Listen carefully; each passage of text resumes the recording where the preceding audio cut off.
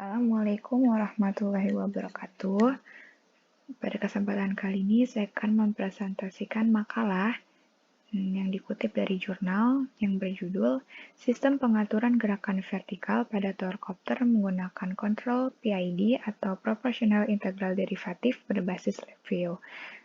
Presentasi kali ini adalah dengan maksud untuk memenuhi tugas mata kuliah Sistem Pengaturan Linier Program Studi Instrumentasi dan Kontrol Industri jurusan Teknik Elektro tahun 2021. Sebelumnya, perkenalkan nama saya Tiara Gina Hasanah dari kelas IKI 4 dengan nomor induk mahasiswa 19034310118. Table of Contents pada presentasi kali ini terbagi menjadi 4, yaitu pendahuluan, yang dibahas mengenai latar belakang permasalahan, dan yang kedua tinjauan pustaka yang dibahas konteks penelitian dan kajian teori, yang ketiga metode penelitian yang dibahas adalah pendekatan penelitian dan pengumpulan data, yang keempat hasil dan pembahasan yang dibahas adalah perancangan plan dan perancangan kontrol PD, lalu nanti akan ditutup dengan kesimpulan dan saran.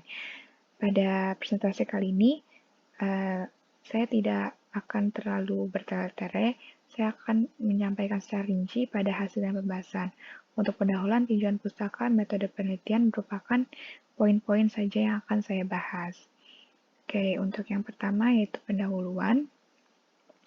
Nah, pada pendahuluan ini dimulai dari UAV mengalami perkembangan pesat. UAV itu adalah Unmanned Aerial Vehicle atau pesawat udara tanpa awak. Nah, mengapa sih UAV ini mengalami perkembangan pesat? Karena adanya UAV ini memiliki potensi yang besar, baik untuk keperluan sipil maupun juga militer. Nah, pengaplikasiannya UAV ini adalah memantau adanya kebakaran, kebutuhan survei, patroli, riset, dan kebutuhan lainnya. Kenapa mengalami perkembangan pesat? Karena UAV ini dapat digunakan pada misi-misi berbahaya tanpa membahayakan manusianya itu sendiri. Oke. Jenis UAV salah satunya yaitu adalah single copter drone. Single copter drone ini merupakan drone dengan satu buah motor penggerak. Nah, drone ini juga memiliki kelebihan dan kelemahan. Kelebihannya itu yaitu berupa segi konsumsi daya yang minimal dan waktu terbang yang lebih lama.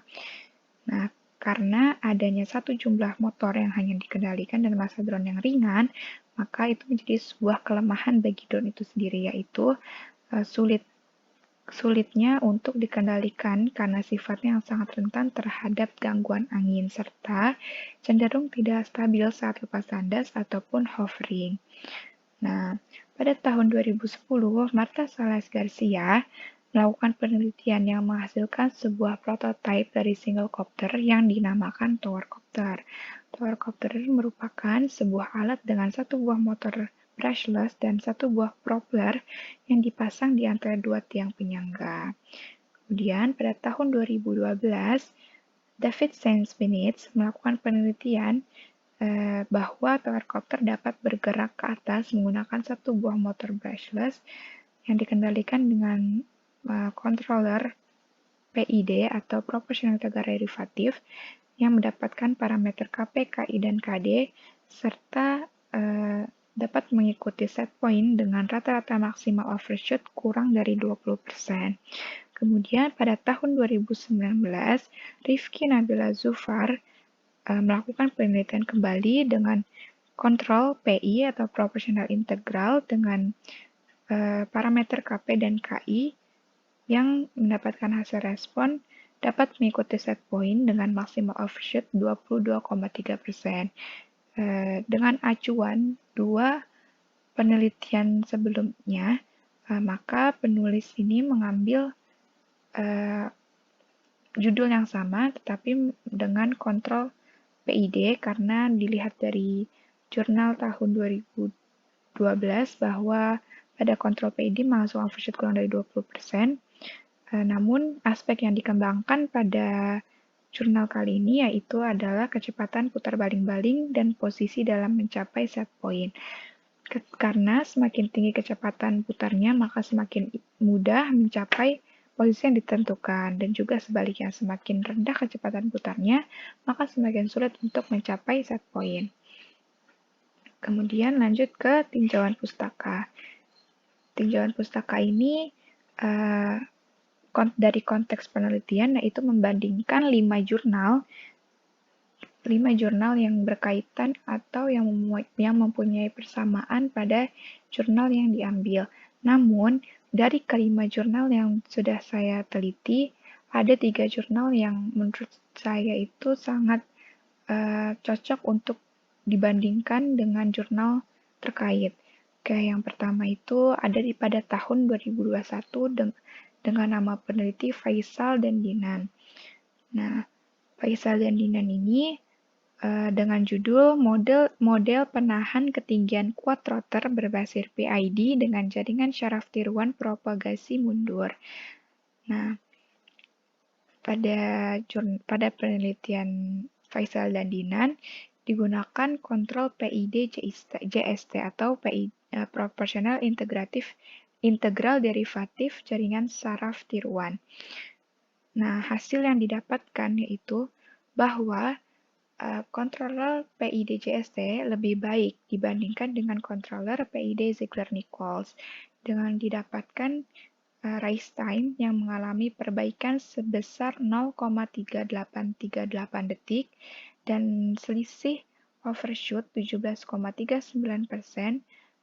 Steady state error mengalami perbaikan kurang lebih 0,1825 dan settling time-nya mengalami perbaikan 3,948 detik.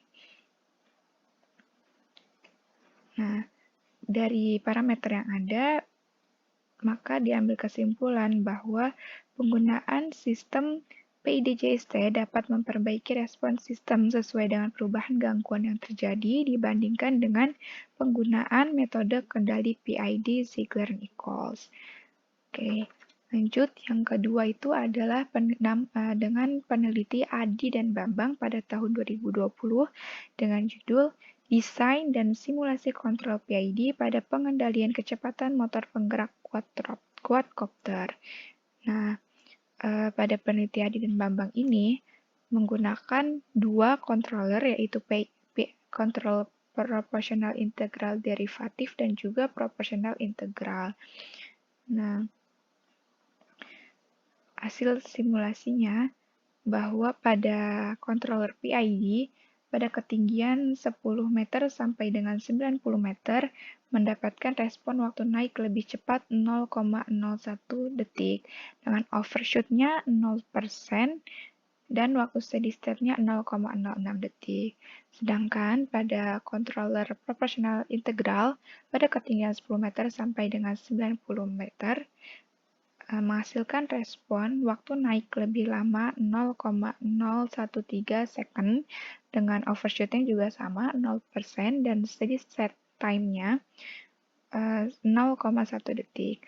Kemudian peneliti yang selanjutnya yaitu dengan peneliti Rifki dan Puput pada tahun 2019 dengan judul Rancang Bangun Sistem Kendali Posisi Ketinggian pada Towercopter berbasis proportional integral menggunakan tuning artificial neural network. Nah, pada penelitian kali ini digunakanlah controller proportional integral artificial neural network atau PIANN atau bisa juga disebut dengan jaringan saraf tiruan yang menghasilkan pada algoritma backpropagation mendapatkan nilai rise time-nya 13,41 detik, settling time-nya 52,28 detik, maksimal overshoot-nya 22,3% dan error steady state-nya 0,43%. Nah, pada ketinggian set point 17 dan 19 cm mengalami waktu untuk mencapai keadaan steady state tidak sama, yaitu mengalami selisih kurang lebih 20 detik. Nah, begitulah pada konteks penelitian 3 jurnal. Namun untuk 2 jurnal yang lain, yaitu ada jurnal dari Jacob Matisak, ini jurnal internasional pada tahun 2019 dengan judul PID Control of Towercopter System. Nah, ini adalah merupakan jurnal yang membahas tentang teori, jadi tidak melakukan penelitian. Nah, untuk yang jurnal yang tidak saya masukkan di sini ada satu lagi dengan Pamor Gunoto dan Samuel Suryanta pada tahun 2020 dengan judul Perancangan Sistem Kendali Ketinggian Robot Terbang Quadcopter Menggunakan Sensor Ultrasonik. Nah, ini tidak saya masukkan karena dia tidak mencari permasalahan pada set point atau ketinggian yang ditentukan dengan controller yang dipilih PID, PI, ataupun jaringan saraf tiruan. Lanjut, di sini ada tinjauan pustaka. Tinjauan pustaka ini tidak saya jelaskan secara rinci, namun pada komponen alat atau hardware-nya ada towercopter yang merupakan satu buah motor brushless dengan propeller yang dipasang pada satu frame di antara dua tiang penyangga yang merupakan towercopter ini merupakan sebuah prototipe yang digunakan untuk mengembangkan sistem kendali pada quadcopter. Nah, kemudian ada motor brushless DC. Motor brushless DC ini yaitu motor dengan tidak ada sikat, jadi motor tanpa sikat. Motor tanpa sikat ini merupakan motor sinkron dengan magnet permanen yang menggunakan sensor posisi dan sebuah rangkaian inverter untuk mengendalikan arus air motor yang ada. Nah, kemudian ada Electrical Speed Control atau yang disingkat ESC, yaitu berfungsi untuk mengendalikan kecepatan motor brushless. Jadi, motor brushless DC ini diatur kecepatannya oleh ESC. Kemudian ada Arduino Uno R3 sebagai platform untuk pengembangan software yang memanfaatkan kemampuan microcontroller jenis Atmel seri Atmega 328. Ini tuh program yang direkam yang digunakan agar rangkaian elektronik dapat membaca masukan, memproses, dan menghasilkan keluaran sesuai yang diinginkan. Kemudian sensor ultrasonic HCS04 yaitu yang merupakan sensor posisi yang bekerja berdasarkan prinsip pantulan gelombang suara dan digunakan untuk mendeteksi keberadaan suatu objek tertentu di depannya. Kemudian ada sistematis, yaitu ada pemodelan matematis sistem. Pemodelan matematis sistem ini terjadi dipengaruhi oleh massa, gaya thrust atau gaya angkat, gaya gesek, dan gaya gravitasi. Nah, gaya dorong ini terjadi jika gaya F thrust atau gaya angkat lebih besar dari F gravitasi atau gaya gravitasi. Nah, ketika F thrust yang lebih besar dari F gravitasi, maka kerangka akan bergerak ke atas. Tentu saja gaya gesek juga berpengaruh pada gaya angkat maupun gaya gravitasi. Pada saat kerangka terangkat ke atas, maka gaya gesek akan bernilai negatif terhadap gaya angkat dan juga sebaliknya.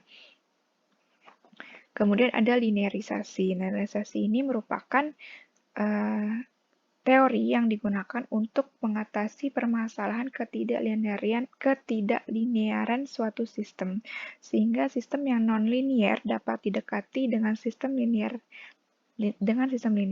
Teknik yang digunakan yaitu dengan metode matriks Jacobi. Kemudian ada karakteristik sistem orde 2. Karakteristik respon transient sistem orde kedua terdiri dari rise time atau waktu untuk naik dari 5% ke 95% respon keadaan waktu tunak. Kemudian ada maksimal overshoot yaitu nilai puncak output kurva respon diukur dari satuan persen. Kemudian ada settling time, waktu mencapai set point. Kemudian ada error steady state, error pada waktu tunak. Dan yang terakhir ada control PD, controller proportional integral derivative, merupakan suatu cara untuk mempercepat reaksi sebuah sistem dan memperkecil error atau meredam overshoot. Kemudian ada metode penelitian.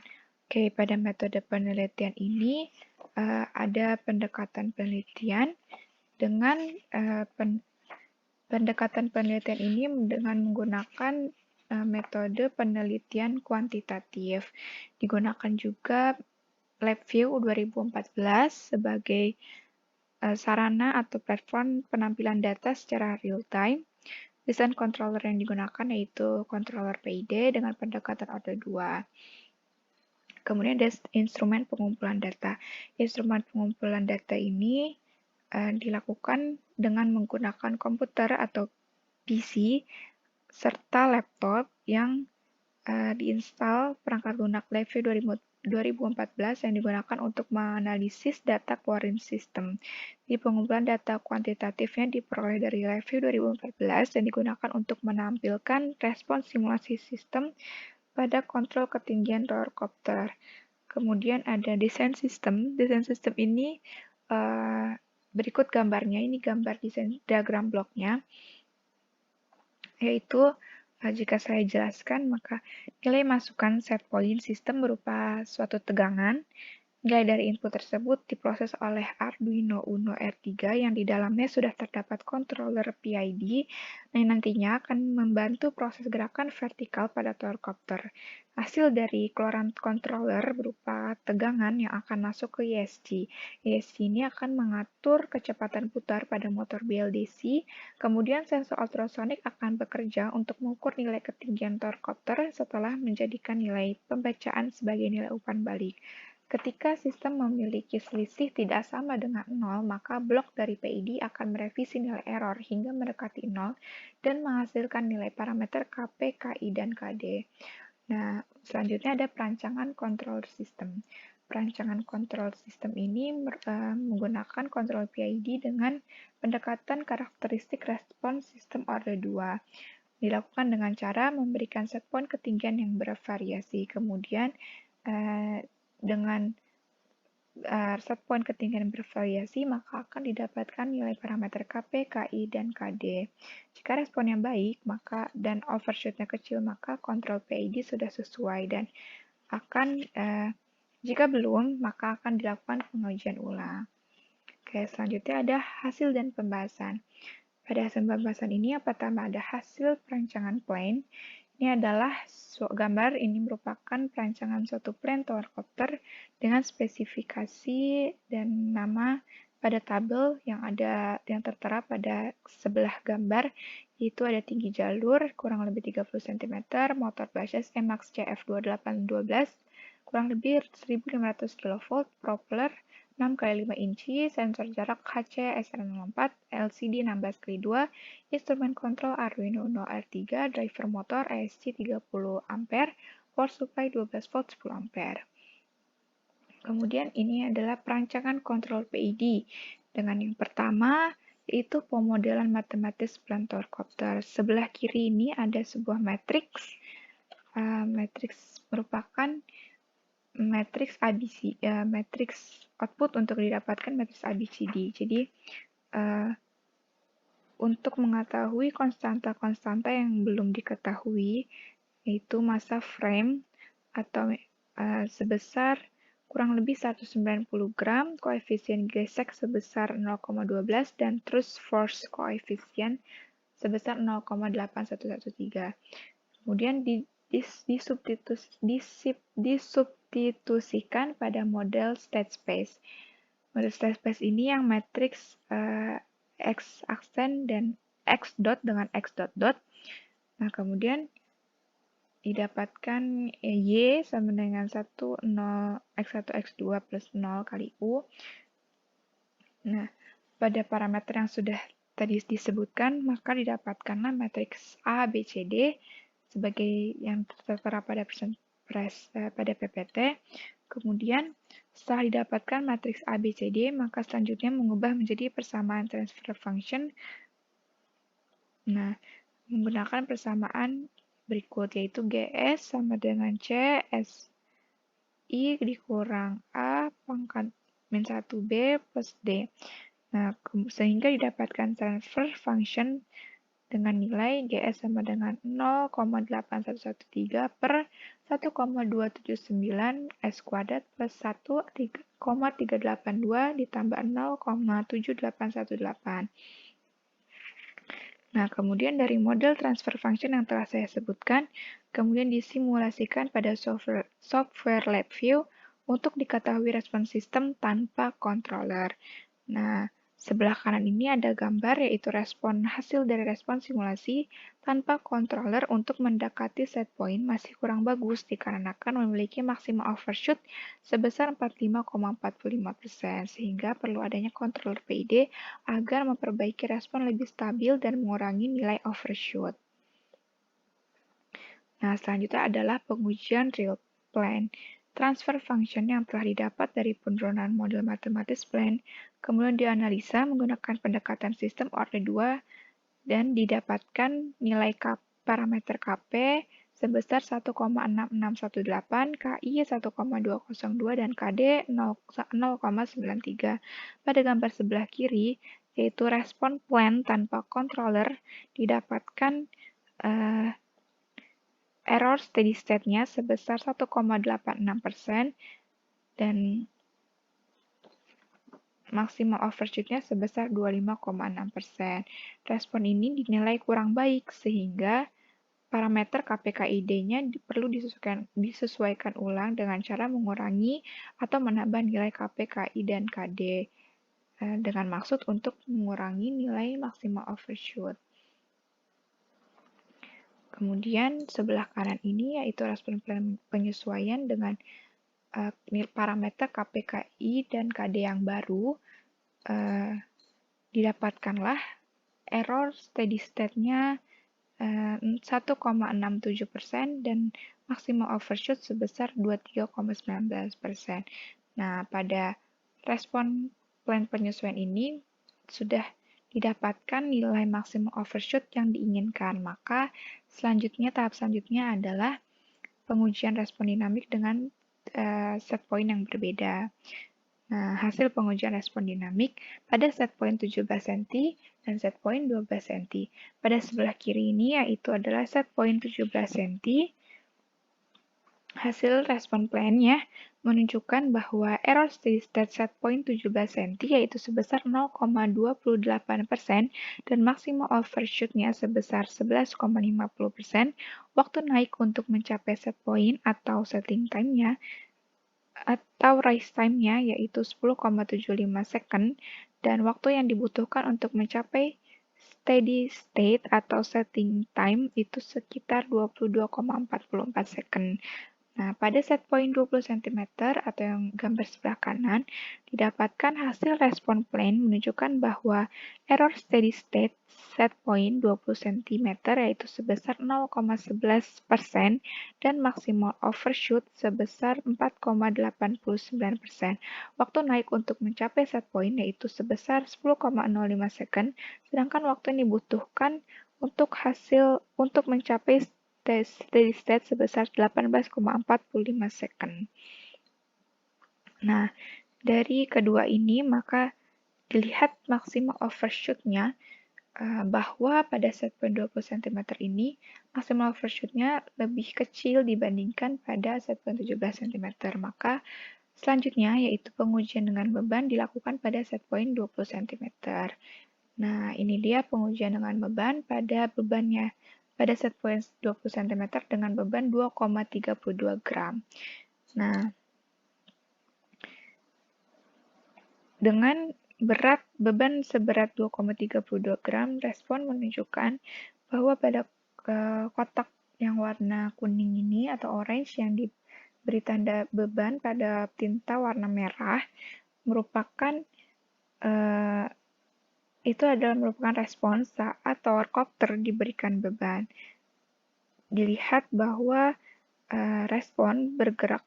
tower copter bergerak turun, kemudian naik kembali sampai mencapai steady state. Nah, hasil responnya ada pada tabel sebelah kanan, yaitu error steady state mengalami error steady state-nya yaitu 40,03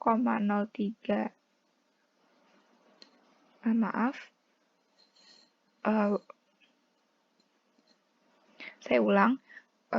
Hasil respon plan menunjukkan pada set point 20 cm mengalami perubahan posisi setelah diberikan beban. Kemudian kembali mencapai set point dengan waktu naik yaitu 33,89 second dan waktu yang dibutuhkan untuk mencapai steady state adalah 40,03 second. Error steady state-nya sebesar 1,62% dan maksimal overshoot sebesar 16,89%. Waktu naik ini yaitu rise time pada tabel sebelah kanan dan waktu untuk mencapai steady state ini merupakan setting time dan ada satu parameter time delay yaitu sekitar 7,89 second. Nah, penutup, kita sudah masuk ke bahasan penutup. Di sini ada kesimpulan berupa bahwa dalam tahapan untuk merancang sistem pengalihan posisi ketinggian pada torcopter menggunakan controller proporsional integral derivatif dengan pendekatan order 2, ada beberapa tahapan, yaitu pertama, pemodelan matematis plan dan juga perancangan controller PID. Kemudian, hasil respon tanpa beban dengan set point 20 cm, yaitu rise time sama dengan 10,05 second, setting time sama dengan 18,45 second, maximal overshoot sama dengan 4,89%, dan error steady state sama dengan 0,11%. Dan untuk hasil respon dengan beban seberat 2,32 gram pada set point 20 cm, dapatkan rise time sama dengan 33,89 second, setting time sama dengan 40,03 second, maximal overshoot sama dengan 16,89%, dan error steady state sama dengan 1,67%. Nah, untuk sarannya yaitu bahwa untuk penelitian selanjutnya dapat menggunakan sensor yang lebih presisi untuk mengurangi nilai error pembacaan pada sensor ultrasonik. Karena sensor ultrasonik ini merupakan sensor yang parameternya suka berubah-ubah dan juga menggunakan jumlah motor yang berbeda saat menggunakan microcontroller yang lainnya, seperti menggunakan Raspberry, Arduino Mega, dan sebagainya. Ini merupakan daftar pustaka. Saya mengambil jurnal dari 2019, 2020, 2018, 2021, 2020, dan 2019. Kemudian akhir kata saya ucapkan terima kasih.